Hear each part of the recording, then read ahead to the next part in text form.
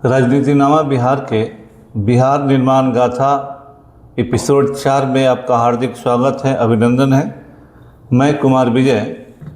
हम लोग ने शुरू किया था बिहार निर्माण, जो 22 मार्च को बिहार दिवस मनाया जाता है, उस संदर्भ में बिहार निर्माण की एक गाथा का सीरीज शुरू किया था और बीच में कुछ विलम्ब हुआ है, लेकिन हम पूरे गाथा को ही आपके सामने रखेंगे और उसमें 1-2 दिन आगे भी जा सकता है, क्योंकि 22-23 मार्च को कार्यक्रम है बिहार सरकार के द्वारा आयोजित। पहले ही हम लोग कह देना कि हम जिस बिहार की बात कर रहे हैं और बिहार निर्माण की बात करें, वो बिहार तब का बिहार है 1912 से पहले का बिहार है। 1912 के पहले के बिहार का मतलब क्या था कि उसमें आज का बांग्लादेश, आज का पश्चिम बंगाल, आज का उड़ीसा, आज का झारखंड, आज का बिहार, ये सभी मिलाकर उस समय बंगाल प्रांत कहलाता था। यानी बिहार उस समय बंगाल प्रांत का हिस्सा था। और किस तरह से बिहार ने अपनी नई पहचान, पुनः दोबारा अपनी पहचान बनाई, हम उसकी गाथा हम बिहार है इस बैनर तले कर रहे हैं। हम बिहार हैं। हमारे बिहार के इतिहास का धरोहर बहुत ही पुराना है, बहुत ही इनरिच्ड है, बहुत ही समृद्ध है। और कुछ कारणों से हमारे बिहार की पहचान कुछ दिनों के लिए, कुछ साल मतलब दशकों के लिए गुम हो गई।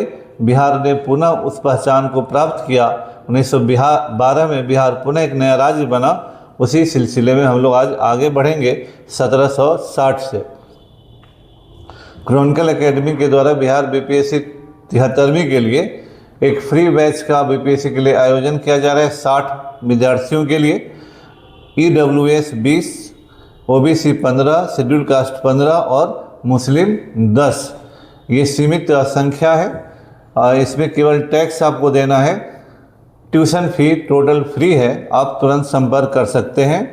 NCERT के कोर्स में हम लोग 50% का छूट दे रहे हैं। हम लोग आगे बढ़ते हैं। हम लोगों ने पीछे के एपिसोड 3 में सिराजुद्दौला के रिजीम को पढ़ा।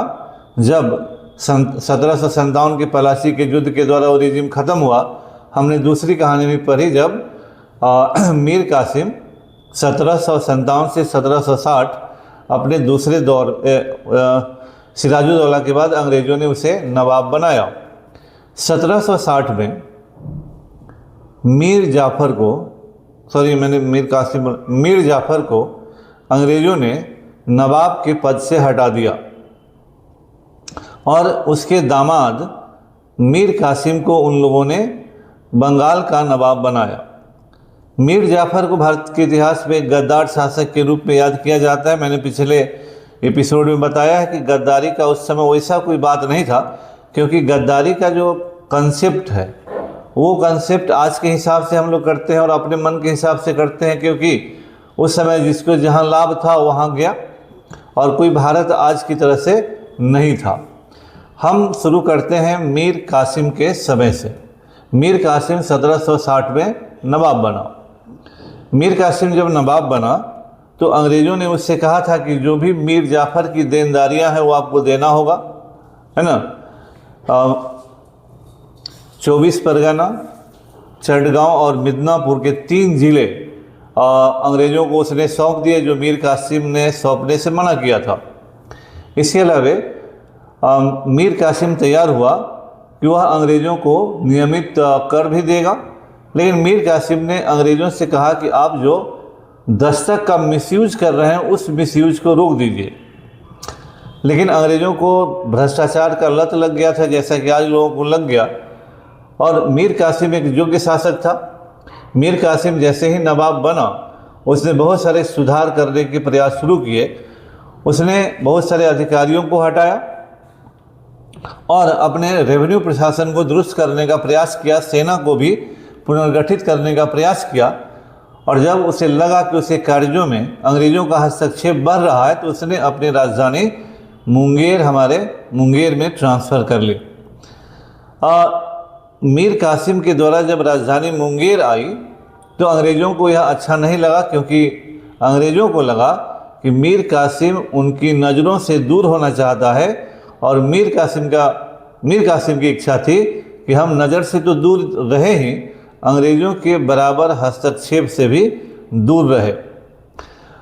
इसके अलावा मीर कासिम एक योग्य आदमी था, इस पर कोई दो राय नहीं है। तो मीर कासिम ने अंग्रेज़ों को बहुत समझाया कि आप मिसयूज ऑफ दस्तक, जो पीछे के एपिसोड में हमने बताया वीडियो में, उसने अंग्रेज़ों को समझाया कि दस्तक आप मिसयूज करना बंद करवाइए, क्योंकि एक तरफ आप टैक्स भी मांगते हैं और दूसरी तरफ हमारे टैक्स का हकमारी करते हैं, तो दोनों काम कैसे चलेगा। अगर आपको टैक्स लेना है तो हमारे टैक्स वसूली के प्रशासन में हस्तक्षेप या अनड्यू हस्तक्षेप, गलत हस्तक्षेप न करें। लेकिन अंग्रेज़ मानने वाले नहीं थे। परिणाम क्या हुआ कि मीर कासिम ने पूरा ट्रेड ही फ्री कर दिया, टैक्स फ्री कर दिया। तो जब पूरा ट्रेड टैक्स फ्री हो गया तो दस्तक रहे या न रहे उससे कोई मतलब ही नहीं। टैक्स रहता तब न दस्तक का कोई यूज़। इससे भी अंग्रेज़ बहुत नाराज़ हुए। यानी राजधानी के मुंगेर ट्रांसफ़र से अंग्रेज़ नाराज़ हुए। अंग्रेज़ों को लगा कि मीर कासिम अपनी मर्ज़ी से चलना चाहता है। अंग्रेज़ की इच्छा कहीं नहीं थी कि हम किसी को मर्ज़ी से चलने दें। और जब दस्तक को हटाया मीर कासिम ने, तो अंग्रेज़ों को लगा कि मीर कासिम उनकी पकड़ से बाहर जा रहा है और मीर कासिम उनको डिफाई करने का कोशिश कर रहा है। दोनों में डिफरेंस बढ़ने लगे। मीर कासिम अब मानने के लिए तैयार नहीं था, क्योंकि फिनेंशियल स्ट्रेन उस पर बढ़ता जा रहा था। इसके बाद दोनों के संबंध खराब हुए। अंग्रेज़ों ने मीर कासिम से समझने को कहा, लेकिन मीर कासिम अब समझने के लिए तैयार नहीं था। इसके बाद मीर कासिम और अंग्रेज़ों के बीच झड़पें हुई। अंग्रेज़ मुंगेर की तरफ बढ़े और कई युद्धों में अंग्रेज़ों ने मीर कासिम की सेनाओं को हरा दिया। जब मुंगेर पर खतरा हुआ तो मीर कासिम वहाँ से जो भी खजाना था लेकर भाग चला और भाग कर वो आ गया पटना। पटना में एक पादरी की हवेली है, वहीं पर वो रुका था। जब मीर कासिम पटना आया तो अंग्रेज़ों ने मुंगेर पर कब्जा किया और बहुत सारी खराब खबरें मीर कासिम को वहाँ आई पटना में। फिर अंग्रेज़ मुंगेर से पटना की तरफ चले। जब मीर कासिम को लगा कि यहाँ भी खतरा है, तो मीर कासिम बहुत गुस्से में था और भी कुछ बदतमीजियाँ अंग्रेज़ों ने उसके परिजनों और लोगों से की थी। गुस्से में मीर कासिम ने पादरी की हवेली में जो भी अंग्रेज़ कहा जाता है बच्चे, महिलाएं और बूढ़े थे, उन सब का गर्दन काट के उनकी हत्याएं कर दी। अंग्रेज़ इसका आरोप मीर कासिम पर लगाते हैं और यहाँ से मीर कासिम चला गया लखनऊ। लखनऊ में सुजाउद्दौला वहाँ का नवाब था। उस समय दिल्ली का बादशाह शाह आलम द्वितीय फ्यूगिटिव था, भागा हुआ। वहाँ दिल्ली से उसे लोगों ने भगा दिया था। तो शाह आलम द्वितीय ने भी अवध के नवाब के यहाँ ही शरण लिया और यहाँ से मीर कासिम भी चला गया वहीं शरण लेने। स्वाभाविक है कि सुजाउद्दौला को लगा कि हम बहुत बड़े आदमी हैं, तब न मुग़ल बादशाह और बंगाल का नवाब भी हमारे यहाँ शरण लेने आया हुआ है। सुजाउद्दौला से मीर कासिम ने कहा कि आप मुझे बंगाल की गद्दी पर बैठा दें और सोन तक का इलाका हम आपको दे देंगे और धन दौलत भी देने के लिए कहा। सुजाउद्दौला को लगा कि तो बड़ा अच्छा ऑफर है। उस समय सुजाउद्दौला भी अंग्रेज़ों की रियल क्षमता को नहीं समझ पाया था। उधर से और कॉन्स्पिरेसी एंगल है कि अंग्रेज़ों ने शाह आलम द्वितीय से भी संपर्क किया कि आप युद्ध में न लड़ें। हालांकि उसके पास था ही क्या कि जो लड़ता न लड़ता, लेकिन शाह आलम द्वितीय का कहना था कि अगर तुम लोग हमको दिल्ली की गद्दी पर बैठा दो तो बंगाल सूबा तो ऐसे ही लिख कर दे देंगे तुमको। लेकिन अंग्रेज़ उस समय उस स्थिति में नहीं थे कि शाह आलम को दिल्ली की गद्दी पर बैठा दिया, लेकिन शाह आलम ने न्यूट्रल रहने का वादा किया। अकॉर्डिंगली अंग्रेज़ों की सेना आगे बढ़ी। सुजाउद्दौला की सेना ने भी गंगा क्रॉस किया और बक्सर में 22 और 23 अक्टूबर 1764 को बक्सर का प्रसिद्ध युद्ध हुआ, जहां एक और पलासी के युद्ध को कॉन्स्पिरेसी कहा जाता है, लेकिन बक्सर के युद्ध को कॉन्स्पिरेसी नहीं कहा जाता है क्योंकि दोनों सेनाएं आपस में लड़ी। लेकिन अंग्रेज़ों की सेना आधुनिक हथियारों से लैस थी, फुल्ली ट्रेंड थी। वैसी सेना अवध की सेना नहीं थी और ऐसा कहा जाता है कि युद्ध शुरू होने के एक दिन पहले ही संध्या काल में मीर कासिम बक्सर से भाग गया। शाह आलम केवल दर्शक की तरह युद्ध देखता रहा और शुजाउद्दौला, जिसको इस युद्ध से कोई मतलब नहीं था, वह मीर कासिम के लिए युद्ध लड़ने आया। वो बेचारा हार गया और अंग्रेज़ों के हाथ का बलि का बकरा बन गया। तो अंग्रेज़ों का स्फीयर ऑफ इन्फ्लुएंस अवध तक बढ़ जाता है। इसलिए बक्सर के युद्ध ने अंग्रेज़ों के सत्ता को भारत में पूर्णतः स्थापित करने का प्रयास काम किया। बक्सर का युद्ध हमारे बिहार में लड़ा गया था। यहीं बक्सर से कुछ आगे चौसा है, वहाँ पर कभी शेर शाह ने हुमायूं को पराजित कर दिल्ली की गद्दी की तरफ जाने का काम किया था और 1764 के बक्सर के युद्ध के द्वारा अंग्रेज़ों ने पूरे बंगाल सूबा को अपने नियंत्रण में ले लिया और भारत में उनके सैनिक विस्तार का शुरुआत यहाँ से रियल में होता है। क्योंकि पलासी को, जैसे मैंने कहा कि कहा जाता है कि it was not a battle, it was a conspiracy, but battle of Buxar was somewhat real. तो जो भी हो, तो हमारे बिहार में ही यह युद्ध लड़ा गया। और अब वो जो व्यापारी थे, जो व्यापार करने आए थे, उन सबों को अब वैसा क्षेत्र, सबसे समृद्ध क्षेत्रों में एक क्षेत्र पूरे हाथ लग गया। अब उनको लग रहा था कि अब तो हमारे हाथ खजाना ही लग गया, अब इसके आगे क्या करेंगे। इसके अलावा इलाहाबाद की संधि भी 1765 में हुई। 1765 के इलाहाबाद की संधि के द्वारा अंग्रेज़ों को बंगाल के जो शाह आलम द्वितीय था, दो संधियाँ हुई। एक संधि शुजाउद्दौला के साथ हुई, दूसरी संधि बंगाल शाह आलम द्वितीय मुग़ल बादशाह के साथ हुई। मुग़ल बादशाह ने अपने समझौते के द्वारा बिहार, बंगाल, उड़ीसा का दीवानी अधिकार अंग्रेज़ों को दे दिया। दीवानी अधिकार का मतलब होता है राइट टू कलेक्ट रेवेन्यू। जब रेवेन्यू कलेक्ट करने का अधिकार किसी को मिल जाता है तो you somewhat legitimize the authority of the person who is authorized to collect the revenue. जो व्यक्ति रेवेन्यू कलेक्ट करने जा रहा है, इसका मतलब वो सरकारी आदमी है, क्योंकि रेवेन्यू अगर कोई ऐसे कलेक्ट करेगा तो गुंडागर्दी कहलाता है। तो शाह आलम द्वितीय ने 1765 के इलाहाबाद की संधि के द्वारा अंग्रेज़ों को बिहार, बंगाल, उड़ीसा यानी उस समय के बंगाल प्रांत का दीवानी अधिकार अर्थात कर वसूल करने का अधिकार दे दिया।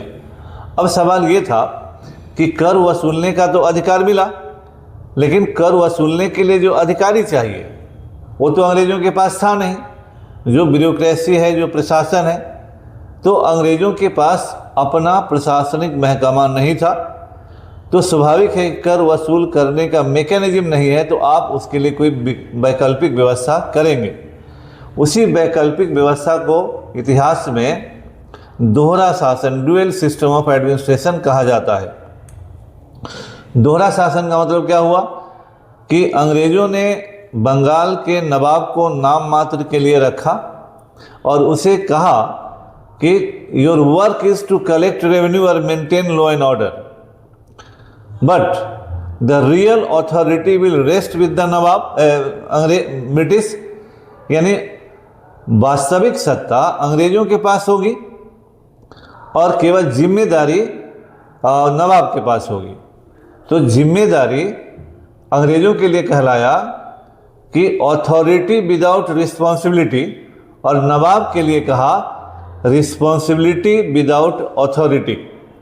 तो 1765 से 1772 यही व्यवस्था चली और इसी दरमियान अंग्रेज़ों ने जो लूट का दौर चलाया वो इतिहास में अनपैरेलल है।